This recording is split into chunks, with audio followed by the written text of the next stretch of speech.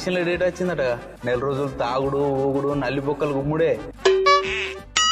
ప్రజలారా, మళ్ళీ మనకు నోళ్లు తలిసే సమయం వచ్చింది. నోట్లు తీసుకునే సమయం వచ్చింది. మన పళ్ళకు పని చెప్పే టైం వచ్చింది. ఆడవాళ్ళకు చీరలు, మగవాళ్ళకు సీసాలు, పిల్లలకు ముక్కలు పెట్టే సమయం వచ్చింది. నాతో పాటు మందేసేది ఎవరు? నేను. నాతో పాటు డబ్బులు తీసుకునేది ఎవరు? నేను.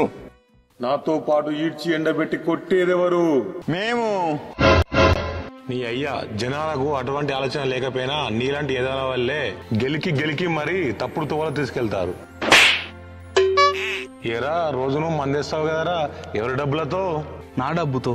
వారానికి 3 సార్లు మటన్ తింటావు కదరా, ఎవరి డబ్బులతో? అది కూడా నా డబ్బులతోనే అన్న. పండుగకు ఇంట్లో వాళ్ళకు బట్టలు కొంటావు కదరా, ఎవరి డబ్బులతో? మరి ఏందిరా 2000తోనే బతికినట్టు పెద్ద బిల్డప్ ఇస్తావు? అరే, నువ్వు తీసుకున్న 2000 ఇంట్లో ఒక్కరోజు మటన్ ఖర్చులకు కావురా, కానీ ఆ డబ్బులు తీసుకోవడం వల్ల 5 ఏళ్ళు బానిస అయిపోతావు. కానీ ఏదైనా అవసరం పడితే అడుక్కొని చేయించుకోవడం తప్ప గల్లబట్టి అడిగి చేయించుకుని నాకు కోల్పోతావురా. ఎంతసేపు నిజాయితీ గల నాయకుడు కావాలని అనడమేనా? మనం నిజాయితీగా ఉండక్కర్లేదా? సర్పంచ్ ఎలక్షన్స్ అంటే ముక్క చుక్క మంది అనుకోవడం కాదురా. ఇవన్నీ మానుకుంటేనే ఎవరైనా బాగుపడేది. అన్న, ఈసారి నేను కూడా నిజాయితీగా ఓటేస్తా. నేను కూడా ఈసారి ఓడేనికి వస్తా అన్న. మనలాంటి యువకులే గ్రామానికి ఆదర్శం. ఇది మన ఊరు నుండే మొదలు కావాలి.